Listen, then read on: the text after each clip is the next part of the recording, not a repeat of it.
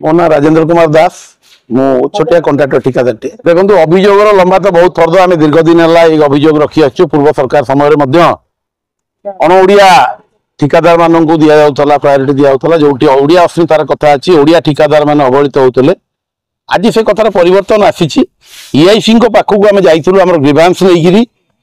आज कि मार्च मसठू मत होगा 6 मास होगा ना आमर एस्टिमेट पास हो ना आमर एग्रीमेंट हो ना आम पेमेंट पाऊँ विश्वकर्मा पूजा दशहरा अल्प दिन रहा राति पाइले घर द्वार लोक ठिया हे आम सब छोट छोट ठिकादार मैंने जो मैंने कम करुचु आम इटा बाली गोड़ी सिमेंट सब बाकी आनी कम करुचु काली सकाଳେ से लोक मैंने आम बेकर गामछा पकई भिड़े आम ये कम करुचु आम कम किए प्रथम कथा आम कम करवा लोक कहते इंजीनियर मैंने तो इंजीनियर मान दायित्व है से कागज को रेगुलाइज करवा जी कम कर एग्रीमेंट करवा पेमेंट करवा मुह चिन्ह कार्य कले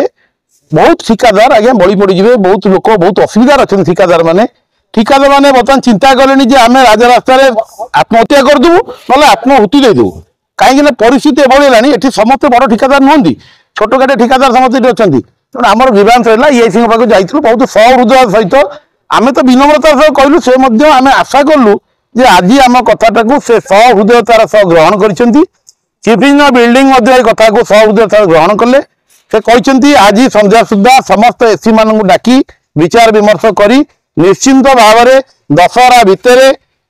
सबू कागज पत्र न हो पारे किसी कागज पत्र हम कंट्राक्टर सब कंट्राक्टर किसी कागज पत्र हम एग्रीमेंट हम पेमेंट करेंगे आम आशा करुचु से निश्चय को पालन करेंगे कारण सरकार सब ठिकादार ओडिया ठिकादार संगे अच्छा मंत्री बहुत सहृदयतार सह विचार को नहीं मंत्री निजे प्रतिश्रुति पॉजिटिवली देते कौन सी ओडिया ठिकादार भाई असुविधा पड़ो ना समस्त ठिकादार कथा विचार को नियाजिबो जोटा न्याय संगत निश्चिंत भाव विश्वास लेकिन आम फेरीचु आसंता काली आम एससी मान भेटू जदि आज से विचार न हुए देखो ना तो बहुत कथा आगू अच्छी मुझे निजे कही प्रथम लोक मुझे आत्महुति देवी निश्चिंत भाव में मत जन को इंजीनियर पचारे आप आत्महुति देले समस्या भाया कौन मुझे लगे मुझ समस्या भाया मरबी ना मो जो मरबी मो मरवाई जी दायी से 2-3 जन ढाड़ी कुंडे मरबी मुझे एकुटिया मरबी मो पिला छुआ एकुटिया अना देवेनि मुझे ठिकादार मुझे आंदोलन आसी समूह लड़ाई करवा मोर जन्मगत अभ्यास जन्मगत प्रवृत्ति ए कथा